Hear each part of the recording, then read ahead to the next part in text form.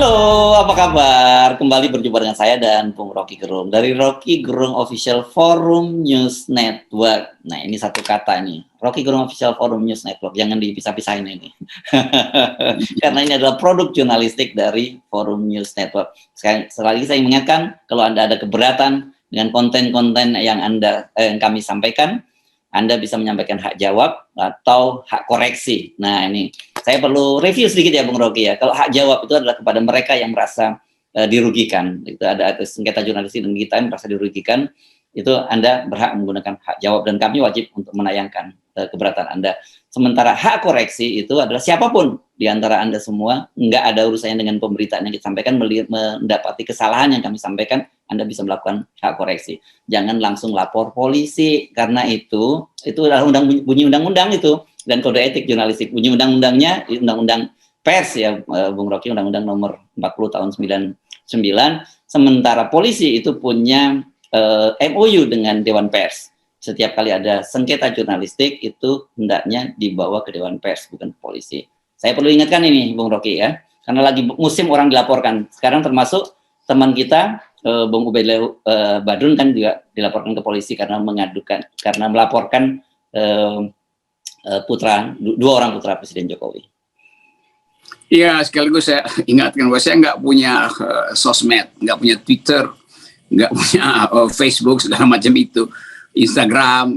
Kadang-kadang orang pakai nama saya di situ tuh. Jadi kalau mau ikuti informasi official, ya ada di Rocky Gerung Official FNN Product gitu. Memang ada Instagramnya juga, dan ada juga yang menggunakan Instagram Rocky Gerung _official itu juga ada, tapi itu sebenarnya bukan punya Rocky Gerung itu. yang punya Rocky Gerung Instagram tuh nggak pernah jualan produk, nggak pernah, apalagi jualan produk-produk keperkasaan, kejantanan pria. Isinya hanya promosi tentang konten-konten yang ada pada konten Rocky Gerung Official ini gitu. Betul. Ini memang semakin kacau balau nih Bung Rocky, dan saya membaca banyak sekali peristiwa-peristiwa yang menarik ini. Ternyata kasus yang Pak Mahfud MD menyebut bahwa ada seorang dirjen pernah lapor ke dia bahwa diminta store 40 miliar gitu. Saya cek sebenarnya di kementerian mana, karena Pak Mahfud nggak nyebut, tapi kelihatannya nggak jauh-jauh dari kementerian yang di bawah koordinasi Pak Mahfud. Jadi kalau kementerian di bawah koordinasi Pak Mahfud, Anda cari sendiri kementeriannya apa saja, itu disitulah kira-kira kasusnya. Sekarang juga ribut nih soal ada satelit orbit ya, ini korupsi satelit orbit di Kementerian Pertahanan ini. Tapi jangan kemudian kalau Menteri Pertahanan Pak Prabowo yang disebut ini, kalau saya lihat kasusnya terjadi pada zaman Ria Mizard ketika jadi Menteri Pertahanan, dan Panglima TNI disebut juga mengakui bahwa ada keterlibatan anggota TNI.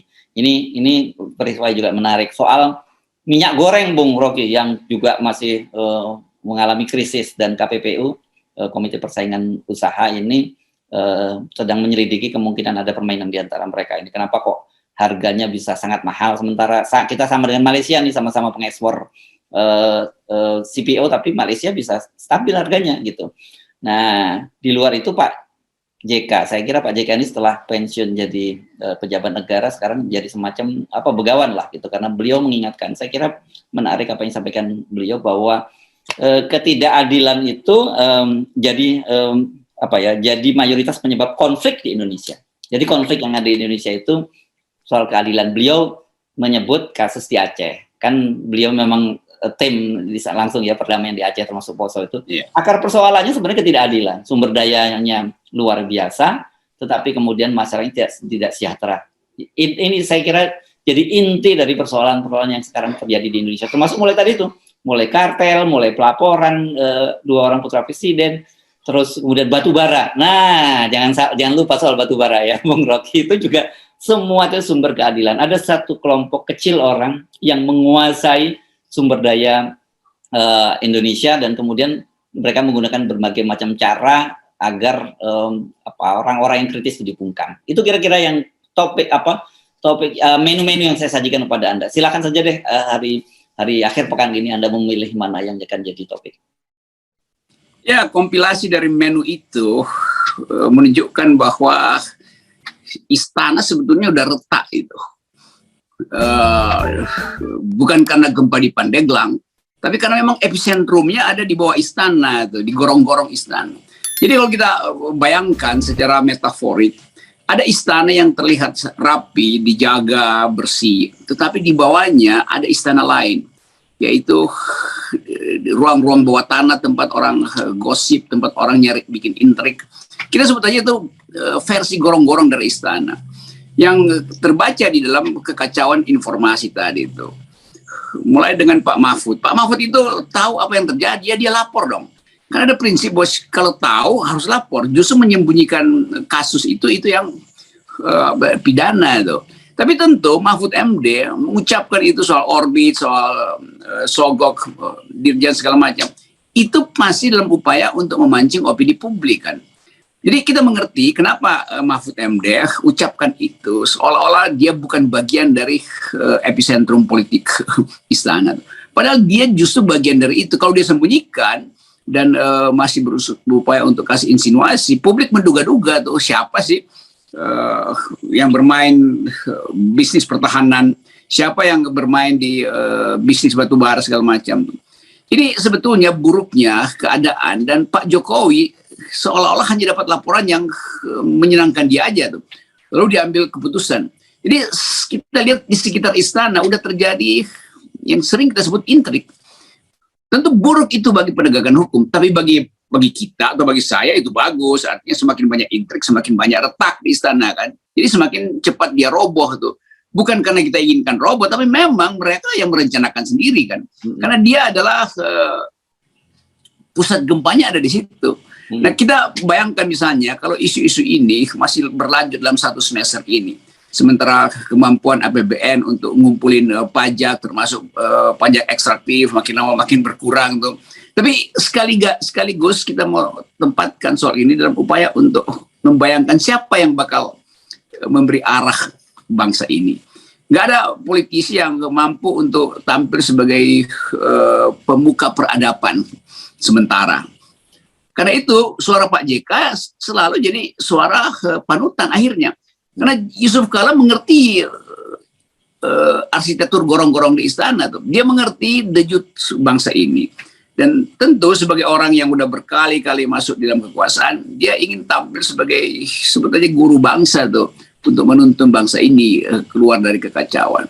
Ada problem-problem tentu bisnis Yusuf Kala tetap orang ingat tuh. Tapi akhirnya kita harus sebutkan, kita perlu 2-3 orang yang memang masih terlibat dengan sifat-sifat rejim, tetapi mampu ambil jarak. Nah, Pak JK sudah mampu ambil jarak, dan itu yang mungkin kita dengar. Kalau JK yang ngomong, pasti ada sesuatu tuh. Tapi kalau Mahfud MD yang ngomong, ya nggak ada sesuatu. Dia cuma mau nyari headline aja tuh. Wong dia sendiri ada di dalam kok. Begitu-begituan kira-kira tuh.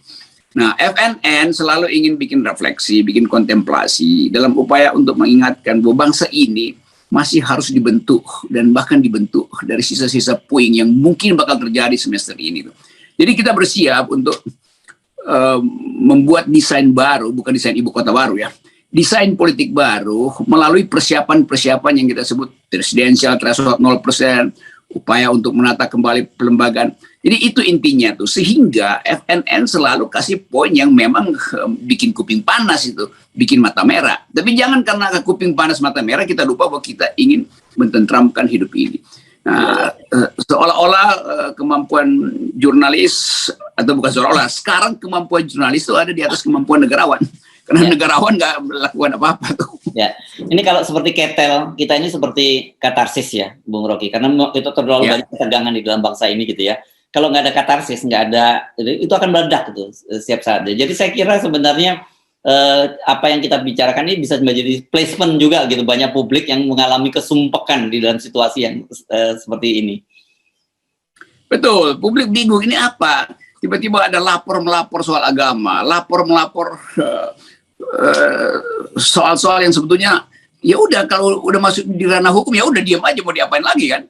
Jadi sebetulnya bagian-bagian yang terlalu terlihat di bangsa ini melalui headline dan trending topik itu sebetulnya semacam percikan dari kawah candra di muka atau pusat magma yang ada di istana itu. Nah, kita harus sebetulnya memperhatikan potensi retak di istana. Nah, kalau kita perhatikan artinya kita siapkan desain baru supaya keretakan itu bisa ditampung. Bukan kita